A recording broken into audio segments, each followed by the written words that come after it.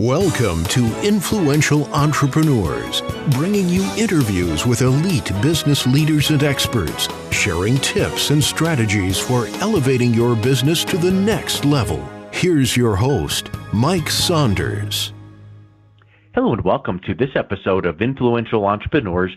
This is Mike Saunders, the Authority Positioning Coach. Today we have with us Kim Neeson, who's a coach, consultant, award-winning entrepreneur, and leadership executive with Kim Neeson Consultancy. Kim, welcome to the program. Thank you so much, Mike. It's such a pleasure to be here. Yep, I want to talk about what you do and who you do it for, but I know that there is a nice backstory to every launch and everything that people do. So give us a little bit of a thumbnail sketch of your entrepreneurial journey. I will. So I started my own business about 28 years ago, and I was in the legal services industry.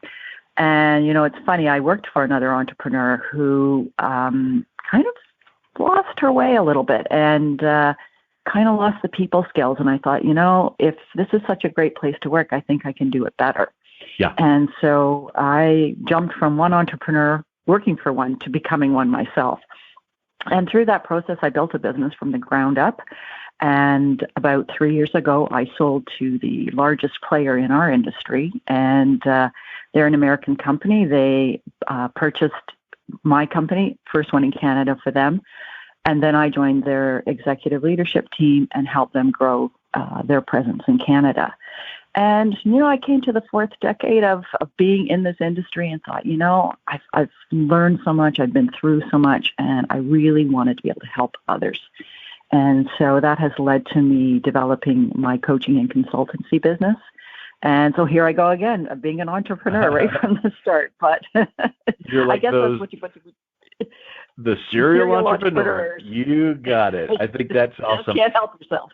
Yeah, and you know, it really is. It's like, you know, I can't help myself when I'm talking about business concepts to go, ooh, you ought to consider. And on this podcast interview that I did just this morning, I was talking, and whatever he was talking about, I was like, ooh, hey, what would happen if you and me and this company we were talking about were on a call and we talked about, you know, how to grow their business? Would this be a good? And we all of a sudden did this impromptu hot seat kind of a thing. And so it really is. You can't help yourself, and that's how you're wired. And it really is interesting how in either your website or your bio, I saw this unique phrase, rewirement or retirement. And I love that juxtaposition. Talk a little bit about that.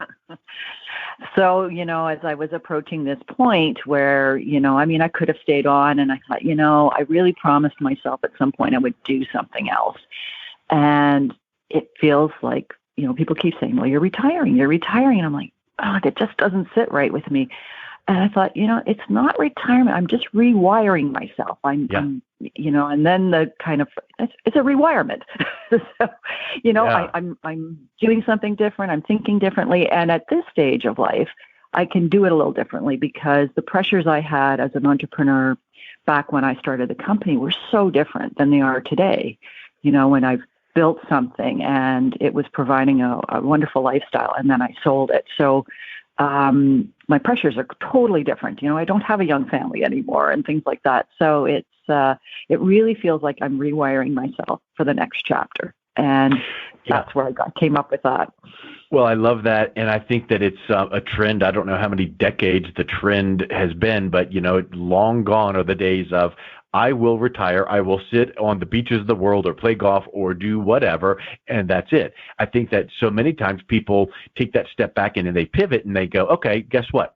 I'm now back to the point in where I want to give back in my career. I don't need money as much because I've been wise with it. And so what's this next chapter look like? And what could I do to maybe stay even in the same industry but work 3 days a week, not 19 days a week. So I think that's a really neat idea. And now when you're talking and working with women that are maybe looking at rewiring in their career, they need some guidance, right? Yeah. I mean, it's not an easy thing. And it's for myself, you know, I've had a lot of coaching, you know, to get myself to this point because we're so, you know, it's very hard fought for. And there's a lot of hurdles. And I think women, you know, many of us heard the term imposter syndrome, it's a thing. And, Yeah. you don't quite believe it. And even for myself, I've won awards, I've won Women Entrepreneur Awards and things like that. And it kind of like, it makes you feel really good for the moment, but then you're like, wow, but is it real? Is it, should I have gotten this? And, these crazy thoughts that come in your head that are so unjustified. And I have a lot of male counterparts. They just don't seem to think, we're not wired exactly the same way. So Yes. to let go of that hard-won success is difficult for entrepreneurs, especially women, or if you've grown up in that, on the corporate ladder and done it, but maybe you're not fulfilled anymore, or maybe you need to change, or, I know for myself, you're looking at, well, how many great years do I have? Because you start seeing people around you, getting sick or passing away. I don't mean to be morbid here, but, it's not like when you were 20. It's such a different period in your life that you want to be able to capture as much of life as you can. And sometimes that means, changing how we're working, or maybe we're doing things just because we keep doing them, but they're not really making us happy. And maybe some things need to be shed and other things need to be brought in. And I think examining that and getting back to what your values are and why are you doing what you're doing? And what aren't you doing that you should be doing to make your life that much better is really a key component. Yep. And when you're working with these women who might be successful in their business, they might be in the corporate world, they might be entrepreneurs, but there's that point where they go, okay, this isn't working the way that I thought, so I need some guidance. Or now I'm taking that step into the unknown and going to launching a business, or, the next chapter of my career. What are you finding that the biggest need is that when you're working with these women that they are needing to address first and foremost, that you seem to roll up your sleeves and come alongside them and do? Yeah, and I think interestingly, when I think about these women in particular, it's that they have done so much for others for so much of their life, families, spouses, partners, friends, than the people in their business life, whether it's people that are working for them or they're building something or their clients. They're always doing something for someone else. And there's a certain amount of satisfaction that comes with all of that, but there's also this sort of tiredness as well that you're kind of depleting your own engine and you're not filling that gas tank up again with the things that really fuel you. And while we all, I can say for myself, I enjoyed getting that big job, or I enjoyed, working with the people that I worked with, there were still some things that I needed. And sometimes that's identifying those things is really difficult because you're just in the middle of running from one thing to the next and not necessarily doing everything with intention. And men are probably the same way too. I mean, we just the ball gets rolling, we get out of school and we start our careers and we build businesses and the ball just goes and goes and goes down that hill, but it carries a lot with it. And some of that stuff we need to get rid of, and some of it we need to keep, and some of it we need to do differently to evolve and not just keep doing the same thing over and over, because that's what we do. Yep. We don't stop and look at it. So I think my, challenge, it's interesting. I had a client who is a very, very successful woman and has been debating about, do I get ready for kind of retirement, or, she had an opportunity to take on an amazing, huge job. And we worked through that, and she in the end decided not to take the huge job because it would mean not doing anything else except the huge job. And she kind of came to that appreciation of, what, I've already proven myself to myself and to others, and it's time for me. And it doesn't mean you're going to quit doing what you do, or, but you mentioned, maybe you're going to a 3-day work week, or you're trying to kind of gear it down to a different place. So there's lots of options out there. You just gotta, be open to them. And I think one of the great things about coaching is you just ask the right questions and dig deep, because most of us have the answers. We have those answers inside us. We just need them to be pulled out sometimes by very powerful questioning. And so that's what I help people do. Neat. And not only pulled out, but pulled out, put into a concise, clear plan, and then hold you accountable to making steps toward achieving that. Exactly. Just all that. Exactly. Just, no big deal. Just all of that. But sometimes you're too close to yourself. You're, as they say, too close to the forest to see the trees.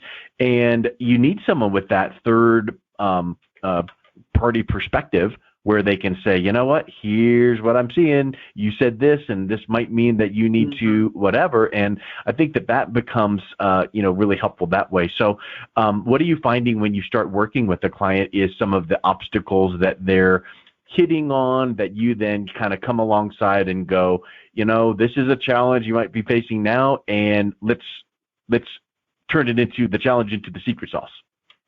Yeah, exactly. So I think one of the biggest things is that our brains are kind of wired to, you have a comfort zone. I know how to do this. It's like I can do it in my sleep, and your brain doesn't want to do the change. And even though, I'm a person who's very open to change, but there's still a piece of me. And I think, it's almost Neanderthal, might call it reptilian, where, you seek safety, you seek security, you seek that, if this is working, I don't want to touch it too much. And if I go back to my example that I just mentioned, the struggle she was having is her brain would fight with her about what her heart wanted. And so, again, I'm coming back to this rewirement word, it's saying to her, now, do you remember when we talked about this? How did you feel? Remember you talked about this. So, kind of being that other voice as a coach to say, you remember when you explored this and how, this brought you to tears, or this, really was so impactful for you, and, bring it back. And so that rewiring starts to take place, because we don't change overnight. That's just not realistic. And it's very easy for our brains to just go back to, okay, we're just going to keep doing what we were doing. I don't really want to have to change, and because it's comfortable and it's what I'm used to. Yeah, exactly. Yeah. And it's safe and it's secure, and I'm getting maybe my ego strokes there or whatever it may be, but it's maybe not making your heart happy. Yep. And maybe there's a middle ground for all this. It's not always one or the other. It's that great work-life balance kind of conversation, but and I never really think there's a pure balance, but there's if one part of the scale is on the ground and the other part's way up in the air, you've got to do some adjusting. Yep. And it's work because you said rewiring several times, and just last night a book arrived in the mail that I'd ordered from John Assaraf called Inner Size, talking about the brain and how the brain works and how you can rewire and all of those things. So it's interesting you're talking about that. But here's my question. When you start working and coaching with your clients and you point out this opportunity, not a problem, right? Mm-hmm. Opportunity to change and adjust and rewire and all that, and let me coach you and guide you and hold you accountable. I would venture to say that once they start doing the things you're talking about, human tendency is, okay, I've done it for 10 seconds. Where's the massive change? Well, it takes a minute, or it takes a month, it takes a year. So what do you advise your clients on? You got to stay the course. You got to trust the process. You got to watch for things to happen, and then your success will take off. Yeah, and I think, it's really important to tell people it's work. It's not all, flowers and fun stuff. It's work. It's hard work. But the beautiful thing is if you stick with the work, and as a coach, you're there, and that's why you want to coach someone on a somewhat long-term basis. So as opposed to, we're going to have 2 sessions and your life's going to change. Yeah. It's not like that. You need that constant and the time to implement the little steps. And yes, we're going to fall. Yes, we're going to do things the old way. But as you go through the process, and you're reminded of why you're doing other things, why you want to do what you do, why you want to change, it really, after time, becomes more of your habit. You start saying, why am I doing this? This isn't in my plan, or this isn't my goal, or this isn't supporting the thing that I want to achieve. And it's a process. And if you're really looking for the quick fix, it's going to be pretty difficult. And you might, as you said, you might get that quick fix for a half a day or a week or two, but how do you make it long lasting? How do you, change that, maybe a habit you've got or a way of thinking that you need to change, because it's going to be better for you and better for those around you. I love it, and it's like when you said it takes work, it does, and it reminds me of the phrase networking. Oh, where do you get your business from? Oh, from networking, and that's great. But people tend to think of networking as I met you once, give me all of your business, not networking. So networking actually takes effort, and you've got to work it. You've got to make a connection and stay in touch and give value. All of those things. Well, the things that you're laying out for people. It takes a little bit of effort and a little bit of work, because what you have achieved to this point, and if you want to go further, maybe it's going to take a change. So I like that a whole lot. And then probably one of the biggest things that you're providing your clients is accountability, right? I mean, you can gently nudge them and say, hey, we said we'd work on this. Let's, where are you at? Yeah, what are we doing? What happened? Maybe you were so strong about this last time we talked, and what happened? Okay, how do we, and you go through our processes. I shouldn't say process, more questions you go through with your client to, reignite the, why are you wanting this change, and why is it so important to you?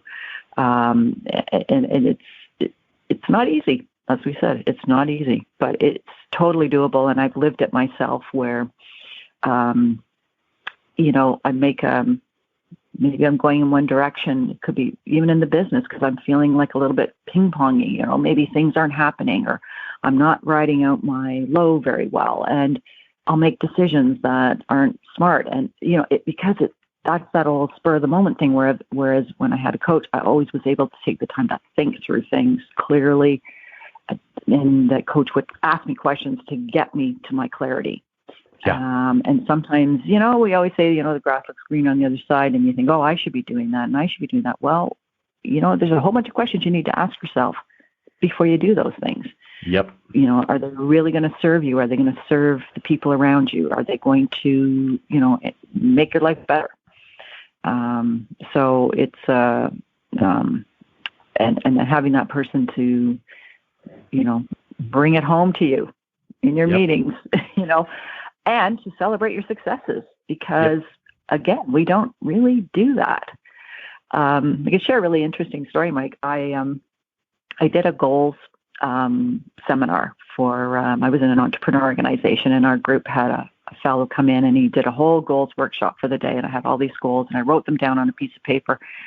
And, I promptly went home and put it on my desk, and, the other papers piled on top of it. Yeah. And I guess it was about a year and a half later, I was cleaning out my office, and I found this piece of paper, and I couldn't believe I'd accomplished every single thing I wrote on that piece of paper. Huh.